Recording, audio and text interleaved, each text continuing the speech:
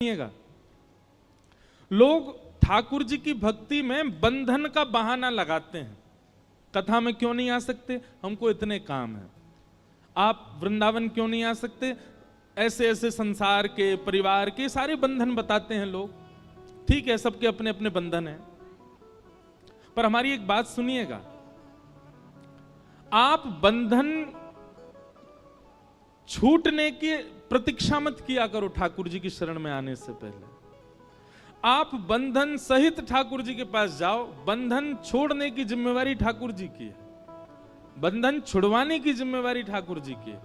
आप जाओ। तो हमारे मध्य प्रदेश में ओरछा स्थान है, तो ओरछा में एक ठाकुर जी के परम भक्त हुए, सब लोग शायद नाम जानते होंगे, श्री हरिराम व्यास। हरिराम व्यास जी हमारे वृंदावन के सबसे ज्यादा यश को गाया है हरिराम व्यास जी ने। ओरछा के राजा मधुकर शाह के गुरुदेव श्री हरिराम व्यास। अब हरिराम व्यास जी का चरित्र तो बहुत बड़ा है, पर मैं सूक्ष्म में कह दूं कि उनको साक्षात महादेव ने प्रकट होकर के कहा कि व्यास जी, आप विद्वान इसलिए नहीं बने हो कि आप असहाय लोगों को हराते रहो। वो अपनी विद्वत्ता से सबको हराते थे। महादेव ने कहा कि आप तो विशाखा जी का अवतार हो, आप ठाकुर जी की निज सहचरी हो, आप तो जाओ और जाकर के वृंदावन के यश का गुणगान करो। बंधुओं, एक बात हमारी सुनेंगे ध्यान से, अगर आप कहीं और जन्मे हैं, किसी और स्थान में रहते हैं और किंचित आपके चित्त में ब्रजवास की भावना हो जाए और आपको ब्रज मिल ही जाए, तो निश्चित ही इसमें महादेव की ही अनुकंपा समझिएगा। हमारे ब्रज में बाहर के लोगों को बसावे में, लोग बाग श्री जी से प्रार्थना करते हैं कि हमको ब्रज में बसाओ, लोग बाग ठाकुर जी से प्रार्थना करते हैं कि हमको ब्रज में बसाओ, यमुना जी से, संतों से प्रार्थना करते हैं कि ब्रजवास मिल जाए। आज हम सूत्र बता रहे हैं, ब्रजवास की यदि इच्छा हो तो महादेव की आराधना करो, महादेव ब्रज में बसाएंगे। महादेव को ही अधिकार है ब्रज भेजने का। कितनों को भेजा, हरिराम व्यास जी को ब्रज भेजने वाले श्री महादेव। हरिराम व्यास जी जब वृंदावन आ गए तो वृंदावन से उनका जाने का मन नहीं हुआ। तब ओरछा से कई ब्राह्मण गए, उनके परिवार के लोग गए, मधुकर शाह राजा स्वयं चला गया। और मधुकर शाह राजा ने तो वो किया जो कोई नहीं किया। उसने कहा हरिराम व्यास जी से स्पष्ट कहेंगे कि चलो, वापस तो नहीं जाएंगे, इनके गुरु जी से आज्ञा दिलवा देंगे तो इनको जाना पड़ेगा। तो मधुकर शाह ने जाकर के श्री हितरवंश महाप्रभु को जाकर के प्रणाम किया, राधा वल्लभ लाल जी के मंदिर में वंदन करके, और हितरवंश महाप्रभु से मधुकर शाह ने कहा कि आप हरिराम व्यास जी को आज्ञा दीजिए कि वो वापस ओरछा चले जाएं। तो महाप्रभु जी बोले, भैया ये आज्ञा उचित तो नहीं है, किसी को ब्रज में रहने की इच्छा है तो तुम उसको वापस क्यों ले जाना चाहते हो।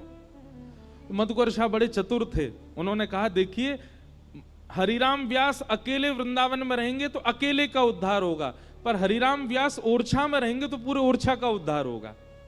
तो एक का उद्धार अच्छा कि पूरे नगर का उद्धार अच्छा। तो हितरवंश महाप्रभु बोले, भाई नगर का उद्धार अच्छा है।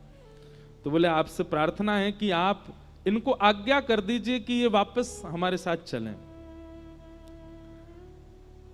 तो महाप्रभु जी ने स्वीकार कर लिया, ठीक है, हम हरिराम व्यास जी से कह देंगे कि वो वापस आपके साथ चले जाएं। बहुत अच्छा पद है उनका, मैं वही ढूंढ रहा हूं।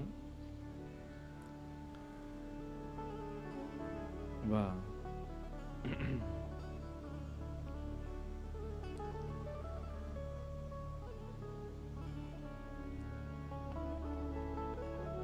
हितरवंश महाप्रभु जी ने यह विचार कर लिया कि आज हरिराम व्यास जी आएंगे तो हम उनको आज्ञा कर देंगे, तुम वृंदावन छोड़ करके वापस ओरछा चले जाओ।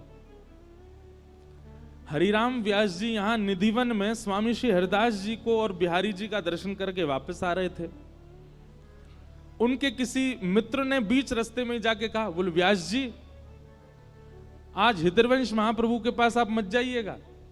बोले क्यों, गुरुदेव के पास क्यों नहीं जाएं? बोले क्योंकि आप गए तो वो सीधे आज्ञा करेंगे कि आप ओरछा चले जाओ, और उनकी आज्ञा आपको माननी पड़ेगी। क्यों पूरा बात बता दी मधुकर शाह ने, आके उनसे कह दिया है आधी आधी बात। ये बात सुनते ही श्री हरिराम व्यास जी गिर पड़े पृथ्वी पर और वृंदावन की रज को अपने तन से लगा करके, वहां के वृक्षों को अपने हृदय से लगा लगा करके खूब रोए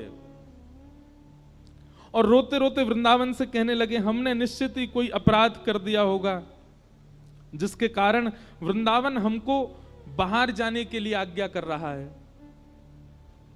और हरिराम व्यास जी ने यह तक स्थिति कर ली कि महाराज काली पोतली, पूरे मुंह पे काजल लगा लिया, और कई लोग तो ऐसा कहते हैं कि काजल लगा के गधा पे बैठ गए और पूरे वृंदावन में घूमने लगे। ऐसी उनकी स्थिति हो गई कि वे अपने वश में नहीं थे। किसी ने पूछा, बोले व्यास जी ये मुंह पे काली पोत के आप इस प्रकार इस जानवर पे बैठ के क्यों घूम रहे हैं? तो हरिराम व्यास जी बोले, वृंदावन त्याग के जिसको जाना पड़ता है उसको ऐसे ही जाना चाहिए, क्योंकि सौभाग्य से मिलता है वृंदावन। और कोई वृंदावन छोड़ रहा है तो उसकी स्थिति तो यही होनी चाहिए कि वो किसी को मुंह ना दिखावे, वो ऐसे वाहन पे बैठ के ही डोले। ऐसे विचलित से हो गए हरिराम व्यास जी।